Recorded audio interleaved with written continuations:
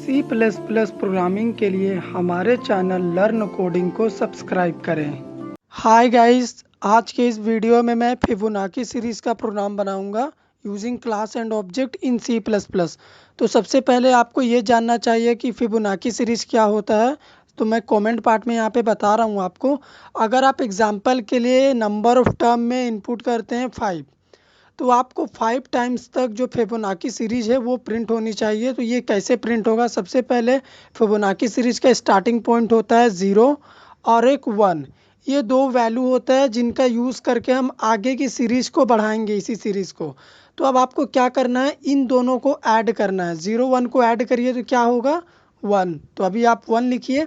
उसके बाद अब आप लास्ट 2 नंबर को फिर से ऐड करिए। 1 1 को ऐड करिए तो क्या हुआ 2। अब आप क्या करेंगे, 2 और 1 को ऐड करिए तो क्या हो रहा है वैल्यू 3। तो ये हमारा देखिए हमने इनपुट करा था 5। तो 5 नंबर ऑफ टर्म 5 के लिए ये फिबोनाची सीरीज प्रिंट हो चुकी है। 0 1 1 2 3 5 नंबर है यहाँ पे, आप देख सकते हैं 0 1 1 2 3। तो इसमें जो शुरुआत के दो नंबर से 0 और 1, ये स्टार्टिंग पॉइंट है सीरीज को, जिन्हें हमें वेरिएबल में पहले ही इनिशियलाइज कर देना पड़ेगा। तभी तो हम आगे की सीरीज को इसी के अकॉर्डिंग कंटिन्यू कर पाएंगे। तो चलिए प्रोग्राम को स्टार्ट करते हैं। तो यहाँ पे प्रोग्राम में आपको हेडर फाइल, क्लास और मेन फंक्शन, ये तीन चीज़ लिखना होगा अगर आप एक सिंपल सा भी प्रोग्राम बनाते हैं क्लास एंड ऑब्जेक्ट का सी प्लस प्लस में, क्योंकि ये सिंटैक्स का पार्ट है। तो सबसे पहले मैंने क्लास लिखा है। क्लास कीवर्ड है जिसे हम क्लास को डिक्लेयर करने के लिए लिखते हैं। उसके बाद हमें क्लास का एक नेम लेना होता है, तो मैं ले लेता हूँ ए। यहाँ पे आप कुछ भी नेम ले सकते हैं, बस क्लास के आइडेंटिफिकेशन के लिए एक नेम लेना होता है, तो मैंने ले लिया। अब मैं क्या करूँगा, क्लास के प्राइवेट पार्ट में जाऊँगा। तो ये क्लास का प्राइवेट चीज़ है। यहाँ पे मैं अपने हिसाब से डेटा मेंबर बना रहा हूँ। सबसे पहले मुझे एक नंबर इनपुट कराना है, तो उसके लिए मैं एक इंटीजर टाइप का वैल्यू ले रहा हूँ n। इसी n नाम के डेटा मेंबर में मैं यूज़र से नंबर इनपुट कराऊंगा, यानी कितने टर्म तक आप सीरीज़ को प्रिंट कराना चाहते हैं। सेमीकोलन से क्लोज करते हैं। आगे का डेटा मेंबर जो भी रिक्वायरमेंट होगा हम आगे डिक्लेयर कर लेंगे। तो अब हम मेंबर फंक्शन बनाएंगे। तो मैं पब्लिक एक्सेस स्पेसिफायर यहाँ पे लिख रहा हूँ। इस पब्लिक सेक्शन में मैं मेंबर फंक्शन बनाऊंगा। तो मैं वॉइड फिब नाम का एक मेंबर फंक्शन बना रहा हूँ। इसी में मैं अपने सारे काम को करूँगा, इनपुट भी कराऊंगा, रिजल्ट भी प्रिंट कराएंगे इसी फंक्शन में। तो यहाँ पे क्या करेंगे, सबसे पहले आप क्या करना है, आपको एक डेटा मेंबर लेना है जिसमें आपको वैल्यू सेट करनी पड़ेगी, फिबोनाची सीरीज की इनिशियल वैल्यू। तो मैं एक ए नाम का डेटा मेंबर ले रहा हूँ और इसमें मैं सेट कर दे रहा हूँ 0। और इसी तरह से आपको एक और डेटा मेंबर लेना होगा बी और इसमें वैल्यू आपको सेट करना होगा 1, क्योंकि सीरीज़ के बिगनिंग में ही मैंने आपको 0 और 1 दो नंबर्स लिख के दिखाए थे जो कि स्टार्टिंग पॉइंट होते हैं। इन्हीं दो नंबर्स के थ्रू हम आगे की सीरीज़ को प्रिंट करा पाएंगे। तो इन दोनों डेटा मेंबर्स को मैं डिक्लेयर कर लेता हूँ यहाँ पे। तो मैं लिख रहा हूँ ए कॉमा बी। हम वैल्यू इनिशियलाइज क्लास के प्राइवेट पार्ट में इसलिए नहीं करें क्योंकि क्लास एक लॉजिकल पार्ट होता है और क्लास के लिए कोई मेमोरी नहीं बनता। एक तरह से आप समझिए क्लास एक ब्लूप्रिंट होता है। और मेंबर फंक्शन क्या होता है, कॉलिंग के बाद एग्जीक्यूट होता है। तो उसमें जो भी वैल्यू इनिशियलाइज होता है उसके लिए जो भी मेमोरी होगा वो मेंबर फंक्शन को कॉलिंग के टाइम में दे दिया जाएगा, जबकि क्लास के केस में ऐसा नहीं होता।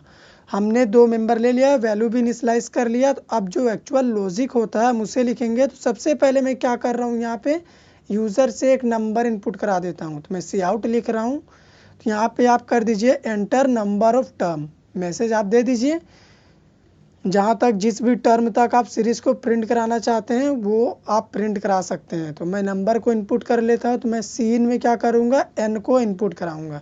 इसी में मैं वैल्यू इनपुट करूँगा तो वहाँ तक का फिबोनाची प्रिंट होगा। जैसे मैंने एग्जांपल में 5 लिया था, तो आप देखिए 0 1 1 2 3 ये 5 टर्म तक प्रिंट हुआ है। हमने नंबर इनपुट ले लिया। अब हम फॉर लूप का यूज़ कर रहे हैं यहाँ पे। आप चाहें तो वाइल लूप या फिर डू वाइल लूप का भी यूज़ कर सकते हैं। तो फॉर लूप में मैं एक लूप वेरिएबल ले रहा हूँ इंट आई। तो यहाँ पे मैं आई की वैल्यू को स्टार्ट कर रहा हूँ 1 से और इसे चला रहा हूँ लेस देन इक्वल एन तक, यानी जो भी वैल्यू एन में इनपुट करेंगे फॉर लूप वहीं तक एग्जीक्यूट होगा। और इसे मैं इंक्रीज़ कर देता हूँ आई प्लस प्लस, तभी तो ये 1 से लेके एन तक इंक्रीमेंट होते हुए लूप हमारा घूमेगा। तो मैंने यहाँ पे फॉर लूप में ही आई को डिक्लेयर कर लिया इंट डेटा टाइप से। आप चाहें तो क्लास के प्राइवेट पार्ट में भी कर सकते थे। ठीक। अब इस लूप के अंदर क्या करने वाले हैं हम, सबसे पहले आप ए को प्रिंट करा दीजिए जो कि फिबोनाची सीरीज का एकदम इनिशियल वैल्यू है, स्टार्टिंग पॉइंट। और मैं यहाँ पे एंडस भी यूज़ कर दे रहा हूँ ताकि जो आगे का नंबर्स हो वो स्पेस में प्रिंट हो। ये बस हमें एक स्पेस देगा, एंड के बाद एक नंबर एंड होगा, उसके बाद स्पेस देगा। अब हम क्या करेंगे, सबसे पहले हमें क्या करना है, ए और बी जो दो डेटा मेंबर मैंने बनाया था उन दोनों को आप ऐड करिए और इसे एक थर्ड वेरिएबल में स्टोर करा दीजिए। तो मैं सी में स्टोर करा दे रहा हूँ। तो इस सी नाम के वेरिएबल को मैंने अभी कहीं पे डिक्लेयर नहीं करा है, तो मैं इसे डिक्लेयर कर लेता हूँ। तो यहाँ पे क्लास के प्राइवेट पार्ट में जहाँ पे बाकी डेटा मेंबर से मैं यहीं पे इसे लिख देता हूँ। आप चाहें तो मेंबर फंक्शन में भी कर सकते थे। हमने कर लिया इसे डिक्लेयर। अब क्या करेंगे, हम जो भी वैल्यू हमारा बी में होगा उसे हम क्या करा देंगे, स्टोर करा देंगे ए में।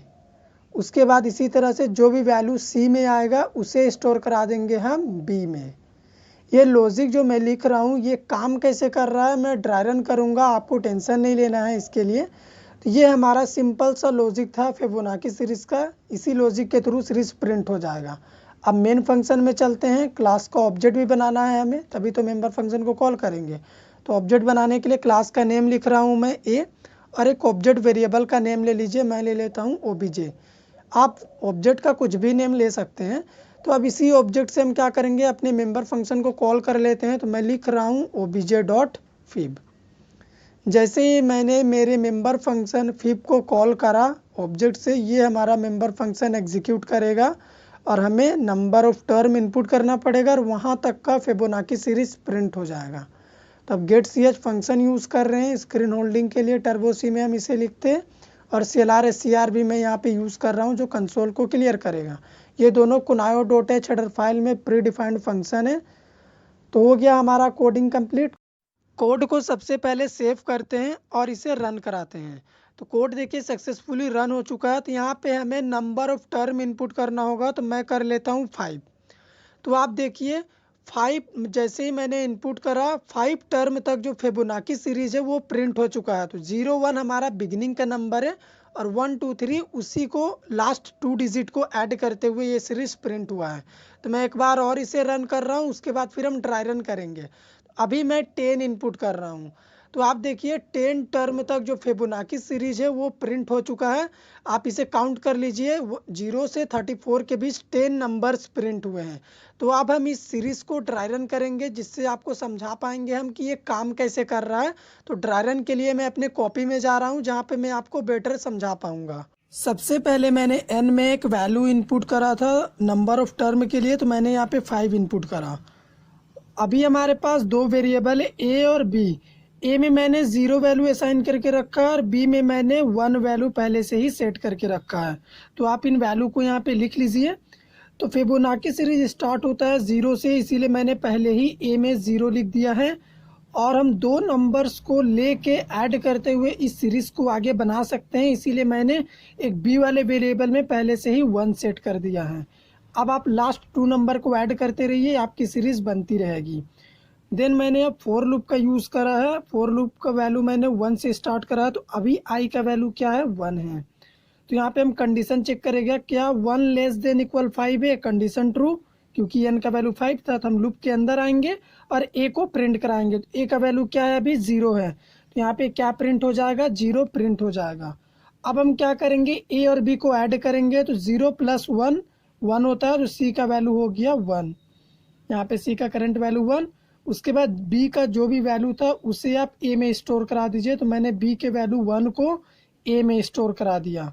तो अभी ए का वैल्यू हो गया 1 और सी का जो वैल्यू है उसे स्टोर करा दीजिए आप बी में। तो बी का भी वैल्यू हो गया 1 क्योंकि सी का वैल्यू 1 था। अब हम फिर से लूप में कंडीशन देखेंगे। तो अभी हमारा आई का वैल्यू इंक्रीज होके हो गया 2। तो यहाँ पे क्या 2 लेस देन इक्वल 5 है, कंडीशन ट्रू। फिर से हम ए को प्रिंट करेंगे। तो ए का वैल्यू क्या है, अभी 1 है, तो यहाँ पे 1 प्रिंट होगा। उसके बाद ए प्लस बी को ऐड करिए। तो ए का वैल्यू 1 है, बी का भी वैल्यू 1 है, तो सी का वैल्यू हो गया 2। यहाँ पे सी में 2 आ गया। अब हमने बी की वैल्यू को ए में असाइन करना है। तो बी का वैल्यू 1 है, तो बी के 1 को मैंने ए में किया, तो ए का वैल्यू हो गया 1। और सी का जो वैल्यू है उसे हमने बी में डालना है। तो सी का वैल्यू 2 है, तो अभी बी में क्या आ गया, 2 आ गया। फिर से हम लूप में कंडीशन देखेंगे, आई का वैल्यू इंक्रीज हुआ, अभी हुआ 3। क्या 3 लेस देन इक्वल 5 है? हमारा कंडीशन ट्रू हो गया। ए को प्रिंट करेंगे तो अभी ए का वैल्यू क्या है? ए का वैल्यू है 1, तो अभी क्या प्रिंट होगा? 1 प्रिंट होगा। उसके बाद आप ए और बी को ऐड करिए तो ए का वैल्यू है 1 और बी का वैल्यू है 2, तो अभी क्या हो जाएगा? सी का वैल्यू 3। देन मैंने बी की वैल्यू को ए में असाइन कराया तो बी का वैल्यू 2 है, तो अभी ए का वैल्यू क्या हो गया? 2। अभी जो सी का वैल्यू है हमारा 3, उसे मैंने बी में स्टोर करा दिया, तो अभी बी का वैल्यू क्या हो जाएगा? 3 हो जाएगा। फिर से अब हम लूप में जाएंगे, कंडीशन चेक करेंगे तो अभी आई का वैल्यू इंक्रीज हुआ, ये क्या हो गया? 4 हो गया। हम यहाँ पे कंडीशन देखेंगे, क्या 4 लेस देन इक्वल 5 है? Condition true. फिर से हम ए को प्रिंट करेंगे तो ए का वैल्यू क्या है? 2 है, यहाँ पे क्या प्रिंट होगा? 2 प्रिंट होगा। उसके बाद हमने क्या करा? ए प्लस बी करा। ए का वैल्यू 2 है और बी का वैल्यू 3 है, तो अभी ऐड करिए तो क्या हो जाएगा? 5 हो जाएगा। तो सी में क्या वैल्यू आ गया? अभी 5 आ गया। अब हमने बी के वैल्यू को ए में स्टोर कराना है, तो बी का भी वैल्यू क्या है? 3 है। ए में क्या आ गया? हमारा 3 आ चुका है। और बी का वैल्यू यानी जो सी का वैल्यू है अभी उसे बी में डालना है, तो सी का वैल्यू 5 है, तो अभी बी में आ गया 5। फिर से आप लूप में कंडीशन देखेंगे, आई का वैल्यू इंक्रीज हुआ तो अभी हो गया 5। क्या 5 लेस देन इक्वल 5 है? Condition true. यहाँ पे ए प्रिंट होगा, तो ए का वैल्यू क्या है? अभी ए का वैल्यू है अभी हमारा 3, यहाँ पे 3 प्रिंट हुआ। उसके बाद हम ए प्लस बी करेंगे तो ए का वैल्यू 3 है और बी का वैल्यू 5 है, तो सी का वैल्यू क्या हो गया? 8 हो गया, तो यहाँ पे 8 लिखेंगे हम। उसके बाद बी के वैल्यू यानी 5 को हम ए में स्टोर कराएंगे, तो अभी ए का वैल्यू क्या हो गया? 5 हो गया। उसके बाद सी का वैल्यू क्या है? 8 है, तो अभी बी में क्या आ गया? 8 आ गया। फिर से लूप में हम कंडीशन देखेंगे, अभी आई का वैल्यू इंक्रीज होके क्या हो गया? 6। कंडीशन चेक करिए यहाँ पे, क्या 6 लेस देन इक्वल 5 है? Condition false. जैसे ही हमारा कंडीशन फॉल्स हुआ, आप देखिए हमने नंबर ऑफ टर्म में 5 इनपुट करा था और हमें फिबोनाची सीरीज क्या प्रिंट मिला? 0 1 1 2 3, यानी 5 नंबर्स प्रिंट हो चुके हैं। तो ये सीरीज काम कैसे कर रहा है? सबसे पहले 0 है, उसके बाद 1 है, ये बेसिक 2 वैल्यू है जो मैंने पहले ही वेरिएबल में सेट करा था। उसके बाद आप 0 1 को ऐड करिए तो क्या हो रहा? 1 हो रहा। उसके बाद अब आप 1 1 को ऐड करिए, लास्ट 2 वैल्यू को ऐड करिए तो क्या होगा? 2, यहाँ पे 2 हुआ। अब आप 1 और 2 को ऐड करिए तो क्या हो जाएगा? 3। फिबोनाची सीरीज इसी तरह से काम करता है कि आप लास्ट 2 वैल्यू को ऐड करते रहिए, तो आपका जो सीरीज बनेगा उस सीरीज को ही हम क्या कहते हैं? फिबोनाची सीरीज कहते हैं। अगर आपको हमारा ड्राई रन समझ में आया हो, वीडियो अच्छा लगा हो, तो वीडियो को लाइक करिए, शेयर करिए, चैनल पे नए हैं तो सब्सक्राइब कर दीजिए। Thank you friends.